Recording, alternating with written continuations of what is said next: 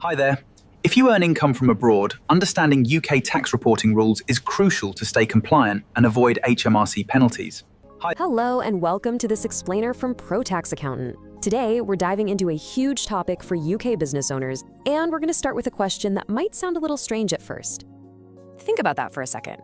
It seems pretty unlikely, doesn't it? But this question gets right to the heart of a massive and frankly often overlooked change in how the UK handles overseas income. For a lot of entrepreneurs, the answer to this is about to change in a big way. Because believe it or not, by 2026, the answer is going to be a definite yes. Thanks to a huge upgrade in how countries share financial data, the way the UK taxes overseas income is facing its biggest shakeup in a generation. And in this explainer, we are going to make sense of it all for you. So here's what we're going to cover. We'll walk you through exactly what's changing, figure out if this affects you, and then build a clear checklist of what you need to do. We'll also look at the expensive mistakes people are already making, and, most importantly, how to get your affairs in order. Right, let's get into it. So, let's get straight to it. What is this big 2026 tax shift really all about? What's actually changing at the very core of the system? Well, this slide really gets to the heart of it. You see, for centuries, UK tax for internationals was based on something called domicile, a really complex legal idea about where your permanent home is, which might be different from where you actually live. Well, that's being scrapped. It's being replaced with a much simpler test, your tax residence. Basically, it's all about how much time you spend in the UK, and that simple shift has absolutely huge implications. At the heart of this new system is something called the Foreign Income and Gains Regime, or FIG for short. Now, to keep the UK looking attractive, the government has brought in this pretty powerful incentive. If you're a new or returning resident who fits the criteria, you can get 100% tax relief on your foreign income and gains for your first 4 years here. It's a fantastic offer, but it is strictly time limited. So, the big question is, who does this actually apply to?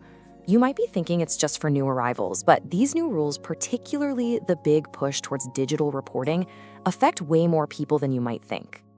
I want you to keep this number in your head, £50,000, because if your total gross income from either self-employment or property is over this amount, then starting in April 2026, you are going to be required to use Making Tax Digital. Now, this is a massive change in how things are done. It means no more once-a-year tax returns for this type of income. Instead, you'll have to keep digital records and send quarterly updates directly to HMRC using special compatible software. It's all part of a move towards real-time tax reporting. And here is where a lot of people get tripped up. That £50,000 threshold, it isn't just your UK income. HMRC looks at your qualifying income on a worldwide basis. So, let's say you're a landlord with $30,000 in UK rent and just $25,000 from a property abroad. Well, that adds up to $55,000. Boom, you're in. MTD applies to you. Okay, so we know this affects anyone with over £50,000 in worldwide income, which brings us to the next obvious question: what do you actually have to do to stay compliant and on the right side of HMRC? Well, this right here is the engine that's driving all of these changes. An upgraded global data sharing agreement, the Common Reporting Standard, goes live in 2026. This means over 100 countries are going to start automatically sending HMRC even more detail about your finances. We're talking every single country where you're a tax resident, and even the details of anyone you share a joint account with.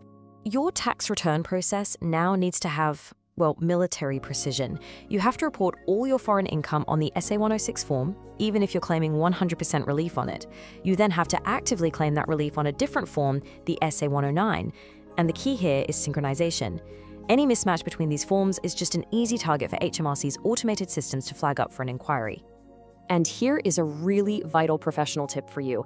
If you are planning to use that new FIG regime, the burden of proof is entirely on you. HMRC will fully expect you to prove that you've been non-resident for the 10 years before you came back, so don't wait for them to ask. Start digging out that evidence like old passports, employment contracts, and utility bills right now. All right, now for the part that keeps business owners up at night. What are the actual consequences of getting this wrong in this new data-rich world? This quote pretty much sums it up perfectly. With all the international data sharing through CRS and HMRC's own powerful Connect database, cross-referencing billions of data points, hiding is simply not an option anymore. The old wait-and-see approach is now incredibly risky. And just look at how these penalties are structured. They depend on two things: your behavior, so was your mistake just careless or was it deliberate, and the tax transparency of the country where the income came from. If it's a jurisdiction that doesn't share information easily with HMRC, those penalties can be multiplied by up to 2 times, reaching a pretty staggering 200% of the tax you actually owe. Okay, so that's the risk, and it is significant. But the good news is there are clear, formal ways to get your affairs in order. So let's look at how you can fix any past mistakes and plan properly for the future. Now, for anyone who previously used the old remittance basis, that's where you only paid UK tax on foreign income that you physically brought into the country, there's a golden opportunity. It's called the Temporary Repatriation Facility. For just 2 tax years, you can bring those historic offshore funds to the UK and pay a one-off flat tax of only 12%. It's a very clear, very limited time window to wipe the slate clean. But what if you have undeclared foreign income from previous years that you need to correct? Well, that's where the Worldwide Disclosure Facility comes in. It's the formal way to do it. By coming forward voluntarily through the WDF, you can often get much lower penalties than you would if HMRC finds the problem first. It's a structured path back to full compliance. So let's just boil all of this down to the 3 things you absolutely have to remember. First, the whole system has changed from the old, complicated idea of domicile to the new, simple fact of residence. Second, digital is the new default. Quarterly reporting and automatic data sharing are here to stay. And third, being proactive is everything. Planning ahead or disclosing past issues yourself is the only real way to avoid those severe penalties. And of course, just a quick reminder, tax is incredibly complex, and this explainer is just for general guidance. Everyone's situation is different, so please do seek professional advice that's tailored specifically to your circumstances. We'll leave you with this one final thought to consider as these 2026 changes get closer. The rules are intricate, for sure, but getting it right isn't just important, it's absolutely essential for your financial health. Look, we know this is a lot to take in, and you don't have to navigate these changes alone. If you have any questions or you need expert guidance to get your affairs in order, please contact our team at Pro Tax Accountant. And for more helpful explainers just like this one, make sure you subscribe to our channel. Thanks for watching.